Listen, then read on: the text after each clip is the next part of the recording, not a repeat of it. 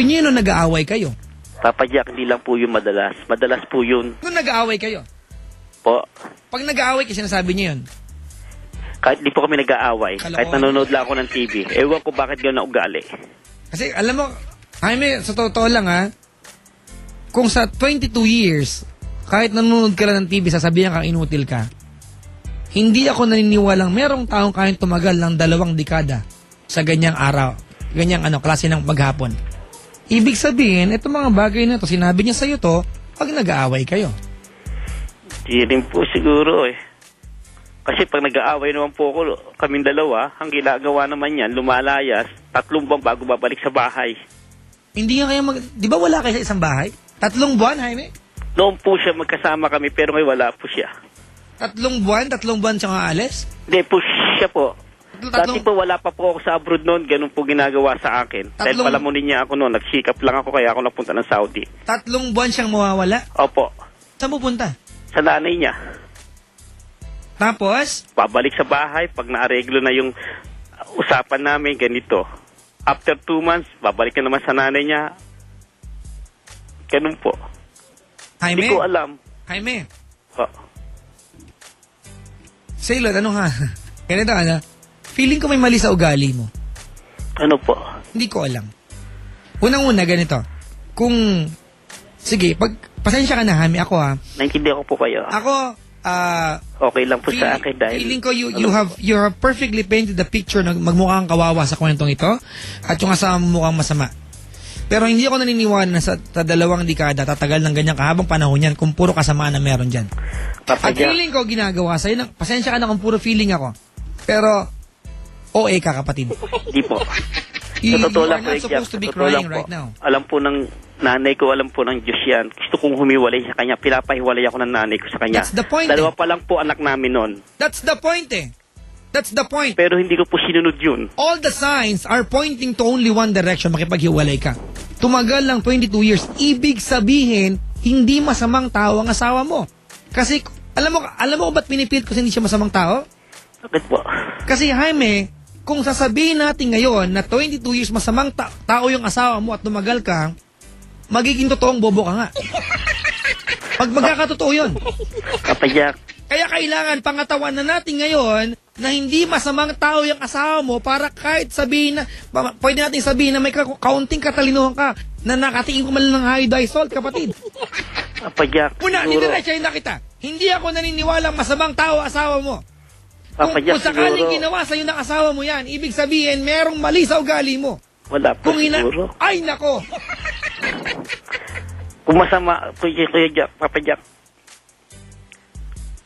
ikaw ba naman sabihan ng magulang mo, pag namatay ang nanay mo, di ko sisilipin yan, kahit sa bangkay na yan.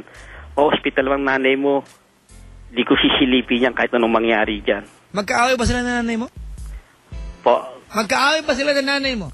Hindi po, siya lang po umaway sa nanay ko. Ay, dahil natatakot siya. Magkaaway ba sila ng nanay mo? Hindi po. Nag-away sila? Hindi po. Hindi siya inaway ng nanay mo? Hindi po. Anong ginawa ng nanay mo nung inaway siya ng asawa mo? Hinitian siya? Sumagot nanay mo? Hindi po. Ang nanay ko, tahimik, binunganga niya ang nanay ko. Hindi sumagot nanay mo? Anong number ng asawa mo? Tatawagan ko ngayon. Wala po silang number. Ano cellphone number niya?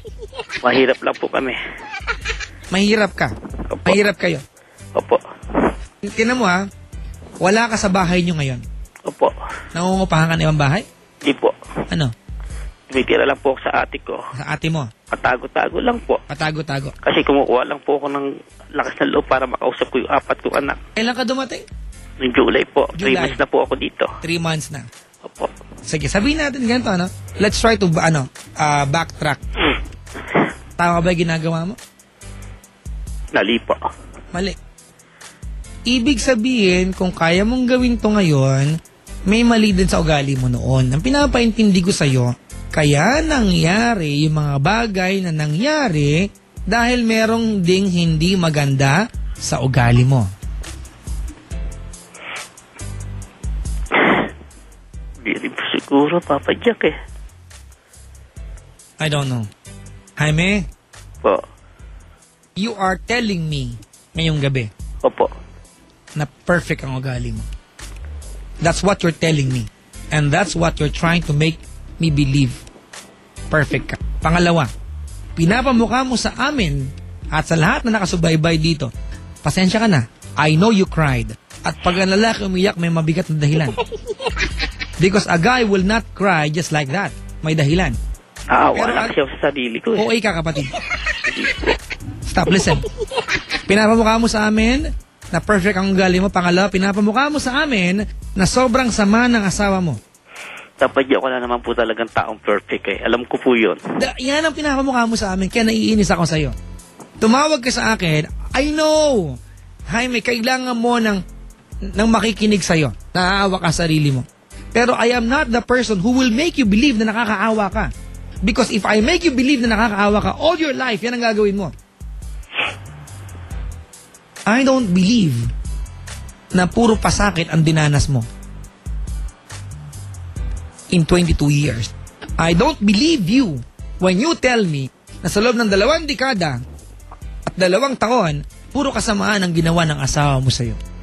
Na wala siyang good side. Pero nalulungkot akong isipin na pagkatapos ng 5 anak, wala kang maalalang mabuti sa asawa mo.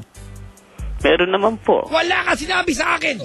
Sinabi ko sa 1984 po kami nagkita. Ay, ang galing kapatid, kung hindi kita tinanong, hindi mo sinabi sa akin. Sinabi ko po tumawag ka sa akin, ang sinabi mo, puro kasamaan ng, let's be fair here. Kasi kung puro kasamaan kami noon, sabi yun, ko. Tinanong ko sa'yo yan, bago mo sinabi sa akin. Sinabi ko po yun. No! Tinanong kita. Because I was really interested, di ba? Gusto kong malaman kung bakit tumagal ang 2 dekada. Kung puro kasamaan. I don't believe you.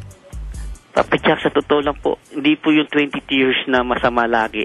11 years po, nagkaloko-loko na po. Doon na po you are the kind of person na pag sinabihan na masama, kinikimkim mo. You are the kind of person na who tags things up. Di ba? Pag may nangyari, this is good. Pag may nangyari, eto bad. Eto bad, eto good. Oh, may nangyari, eto bad, bad, eto good. Ikaw yung tipo ng taong ganon. At hindi dapat ginagawa yan. Kasi mga kaibigan, kahit makaipon ka ng 100 good at merong 1 bad, lamang pa rin yung bad. Dahil bilang tao, we are magneted and we are attracted sa mga bagay na hindi magaganda. Parang balita lang yan sa gabi. Uumpisa ng balita sa salitang magandang gabi po. Pero ang unang news, pangit. Diba? Ano nakita ng news na maganda? Diba? Ang unang news, aksidente, away sa politika. Parang ganyan buhay mo. At mahilig ka mag-analyze at mag-assess ng bagay. You are very technical. Napaka-technical mo. Feeling mo lagi kang kinakawawa. And you are telling me that everyone is against you. I will not make you believe that everyone is against you. You are competing with yourself.